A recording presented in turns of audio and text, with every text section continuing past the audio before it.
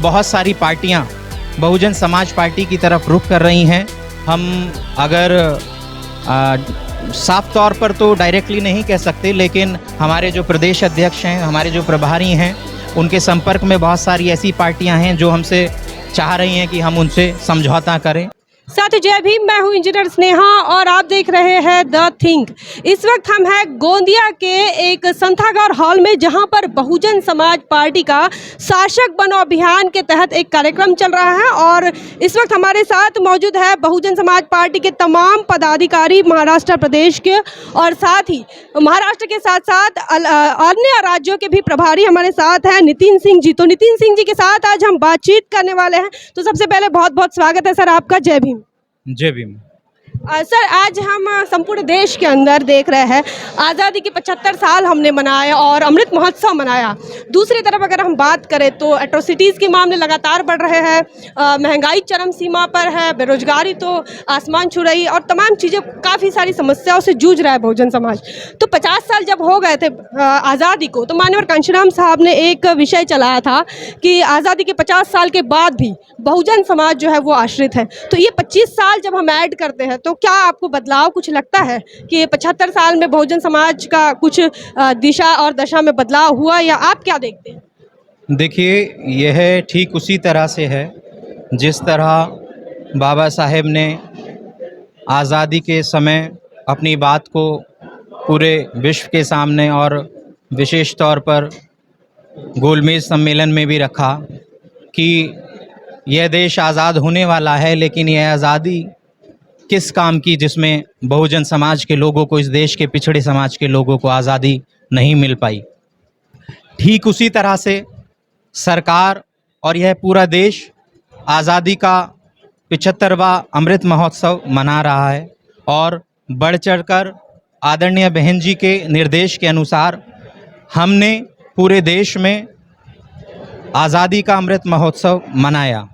और सभी कार्यालयों को यह निर्देश था कि वह इसे अपने अपने कार्यालयों में मनाएं। लेकिन फिर भी इससे अलग अगर बहुजन समाज के लोग अपनी स्थिति को इस देश में बहुत अच्छा नहीं कर पाए, और उनकी स्थिति आज भी शिक्षा, स्वास्थ्य और बेरोजगारी की तरफ है, तो किस तरह से हम अपने आप को महोत्सव मनाने के लिए मना सकते हैं? तो मेरा यही मानना है, जब तक इस देश की जनता जश्न में इस तरह से ना हो कि वह कामयाब है, तो चाहे सरकार के कितने भी प्रोपेगेंडा क्यों ना हो, वह कई मायने नहीं रखते। सर, आप तमिलनाडु के साथ साथ महाराष्ट्र के भी प्रभारी हैं, तो ऐसे में महाराष्ट्र की राजनीति में जो है वो बहुजन समाज पार्टी जो है अभी तक सफलता हासिल नहीं कर पाई है। तो क्या कुछ कारण हो सकते हैं, लेकिन आप क्या बताना चाहेंगे महाराष्ट्र के लोगों को? ऐसा नहीं है कि महाराष्ट्र प्रदेश में हम लोग सफल नहीं हो पाए हैं। लोकल बॉडी के इलेक्शन की बात की जाए, वोट ऑफ परसेंटेज की बात की जाए, तो हमने बहुत अच्छा आंकड़े में हम आए। लोकल बॉडीज़ में बहुत हमारे सदस्य चुन के पूर्व में आते रहे हैं। लेकिन अगर विधानसभा और लोकसभा की बात करें तो हाँ, हम यहाँ सफल नहीं हो पाए हैं।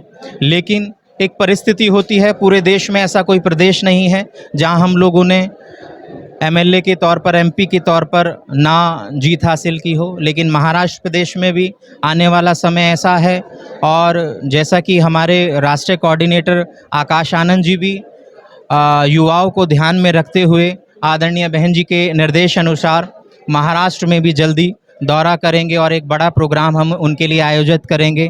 तो इस हिसाब से देखा जाए, और जिस हिसाब से बहुत सारी पार्टियां बहुजन समाज पार्टी की तरफ रुख कर रही हैं, हम अगर साफ तौर पर तो डायरेक्टली नहीं कह सकते, लेकिन हमारे जो प्रदेश अध्यक्ष हैं, हमारे जो प्रभारी हैं, उनके संपर्क में बहुत सारी ऐसी पार्टियां हैं जो हमसे चाह रही हैं कि हम उनसे समझौता करें।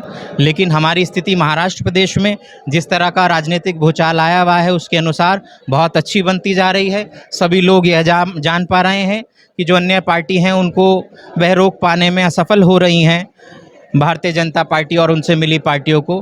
तो अगर कोई पार्टी है तो बहुजन समाज पार्टी, उसको आजमाया जाए और जिस तरह पूर्व में अनेक प्रदेशों में हमारी सरकार रही, पिछली बार हमने कर्नाटक प्रदेश में भी सरकार में शामिल हुए और सरकार बनाई और सदस्य दिए, इस तरह महाराष्ट्र प्रदेश में भी आने वाले समय में हमारे सदस्य यहाँ से चुनकर जाएंगे। सर एक और चलते चलते मैं एक और बात जानना चाहूँगी।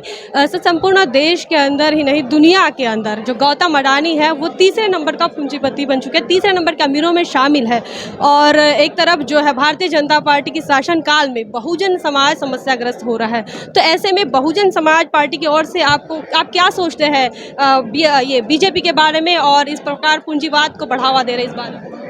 देखिएगा, अगर पूरे विश्व के तौर पर आप देखेंगे तो जहाँ भी आपको कैपिटलिज्म पूंजीवाद इतना ज़्यादा दिखेगा तो ऐसा ही मॉडल आपको पूरे विश्व में जहाँ जहाँ कमज़ोर देश हैं वहाँ सामने आएगा। जिस भी कमज़ोर देश का आप आकलन करेंगे तो देखेंगे कि बहुत से लोग, कुछ लोग वहाँ बहुत मजबूत हैं और अधिकतम वहाँ गरीब लोग हैं। ये एक मॉडल होता है किसी भी अनडेवलप्ड कंट्री का।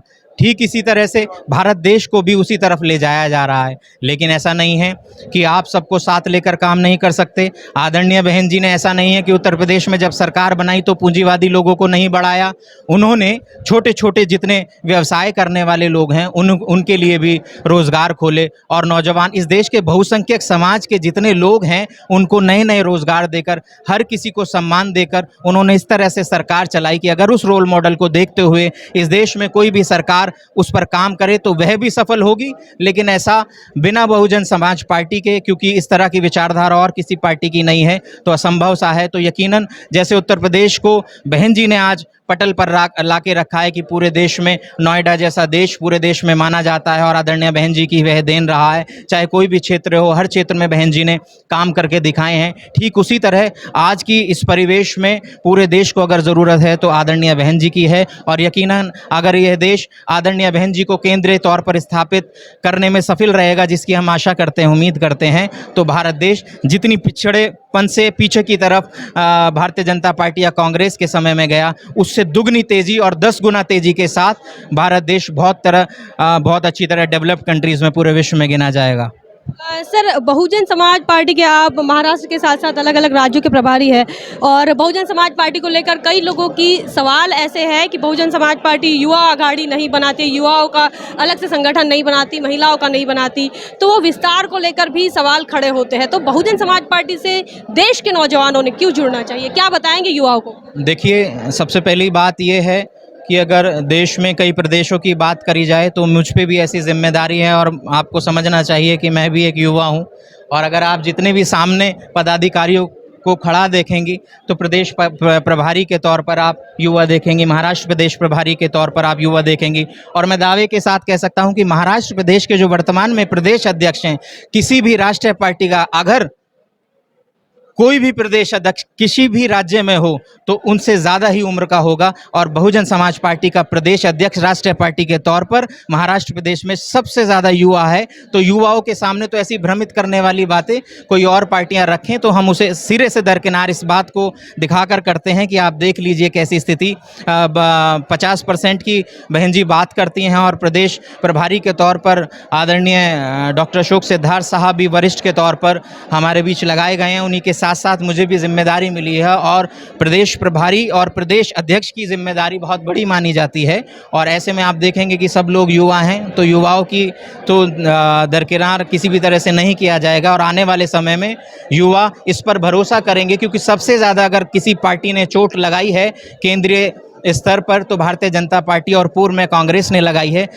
युवाओं को अगर सीख लेनी है तो सबसे ज़्यादा बहुजन समाज पार्टी पे विश्वास करते हुए यह देखना पड़ेगा कि बहुजन समाज पार्टी इकलौती ऐसी पार्टी है जिसके बलबूते पर बहन जी ने उत्तर प्रदेश में सरकार चलाते हुए सबसे ज़्यादा रोजगार दिए थे। और आने वाले समय में केंद्रीय तौर पर आदरणीय बहन जी के नेतृत्व में हम केंद्रीय तौर पर भी देश में सबसे ज़्यादा युवाओं का ध्यान रखेंगे। तो ये थे हमारे साथ बहुजन समाज पार्टी के महाराष्ट्र प्रदेश के प्रभारी नितिन सिंह जी और उनके साथ हमने बातचीत की।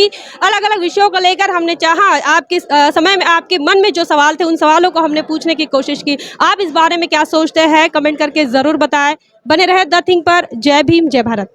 बहुजन विचारधारा को घर घर तक पहुंचाने के लिए हमारे YouTube चैनल को सब्सक्राइब करें, लाइक करें, कमेंट करें, शेयर करें और बेल आइकन की घंटी दबाना ना भूलें।